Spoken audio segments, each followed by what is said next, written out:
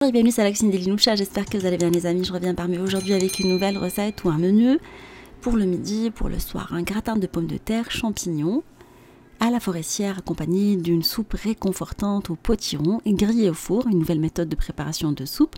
Découvrons le menu ensemble. On va commencer dans un premier temps par préparer le gratin. Alors j'ai pris la pomme de terre, spécial gratin, chair ferme, qu'on va venir couper très fine à l'aide d'une mandoline ou juste un couteau. Bien aiguisé.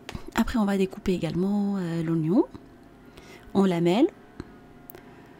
Voilà, c'est assez facile de le découper avec le couteau. Pour la pomme de terre ou pour l'oignon, j'ai pas utilisé de mandoline. Après, dans une poêle, on va venir faire revenir dans un mélange d'huile d'olive et de beurre l'oignon jusqu'à ce qu'il soit translucide.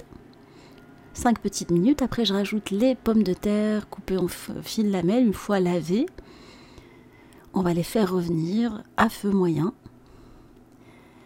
On va les laisser pendant 5 petites minutes. On va saler et poivrer. On va saler et poivrer. Alors vous pouvez rajouter de la noix de muscade si vous aimez bien ça. Ou du piment ou l'épice de votre choix. Moi j'ai mis que du sel et du poivre. Et on va laisser le tout sur un feu moyen pendant 5 minutes avant de rajouter de la crème liquide entière.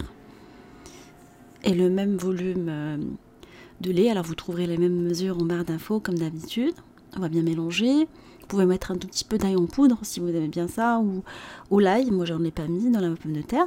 Une feuille de laurier, du thym, on va couvrir et laisser le tout cuire pendant 25 minutes en mélangeant de temps en temps. Enfin, il faut surveiller. Entre temps, on va venir préparer le reste, en fait les champignons, la poêlée de champignons. Comme c'est une recette à la forestière, alors dans un wok ou une poêle profonde, on va mettre les champignons de notre choix. Entre-temps, on va préparer les champignons. Dans la poêle, j'ai mis un mélange de champignons avec de l'huile d'olive, avec l'ail, sel, poivre, un tout petit peu de piment d'Espelette si vous aimez bien ça. Et on va faire revenir les champignons pendant 5 minutes pour les faire dégorger, avant de rajouter des lardons de poulet. Ou vous pouvez mettre que des champignons si vous n'aimez pas l'aspect des lardons. On va laisser le tout cuire pendant une bonne dizaine de minutes. Moi j'ai compté 15 minutes jusqu'à ce que le tout soit bien cuit et les champignons dégorgent, qu'il n'y ait plus d'eau. Alors vous pouvez rajouter soit du persil, de la ciboulette. Dans le mélange acheté de champignons, il y avait déjà de la ciboulette, mais moi j'ai rajouté du persil en plus. Vous le mettez vraiment à la fin de la cuisson. Vous assurez que les champignons ils ont bien réduit, en fait qu'il n'y a plus de sauce dedans. Pour réussir le gratin, ça c'est très important. Dans tous les gratins. On va vérifier également la cuisson des pommes de terre. On va enlever les herbes qu'on a mis dans la sauce. Et on va passer après à l'assemblage du gratin. Voilà, les pommes de terre, elles sont vraiment cuites. Le passage au four, c'est juste pour gratiner le fromage. Poser dans un plat au four la pomme de terre dans un premier temps, crémeuse. Et on va disposer par-dessus la poêlée de champignons à la forestière. Voilà, vous mettez le tout et vous venez par la suite parsemer 2 fromages râpés. J'ai choisi un mélange de fromages, plusieurs fromages. Et on va faire cuire dans un four préchauffé à 180 pendant une bonne vingtaine de minutes, 25 minutes pour moi. Entre temps, on va passer à la préparation de la soupe crémeuse rôtie. Alors j'ai pris un reste de potiron. Comme j'avais préparé le couscous avec vous la dernière fois, il me restait du potiron, j'ai dit pourquoi pas le faire en soupe. On l'a épluché, on a enlevé les graines à l'intérieur, on va venir le découper en petits morceaux, le mettre dans un plat long four avec les oignons. On coupe également les oignons en lamelles. Et on va prendre une tête d'ail, on va couper le chapeau. On va mettre de l'huile d'olive, du sel, du poivre, les épices de votre choix. Alors j'ai mis un peu de curry, curcuma, sel, poivre et gingembre.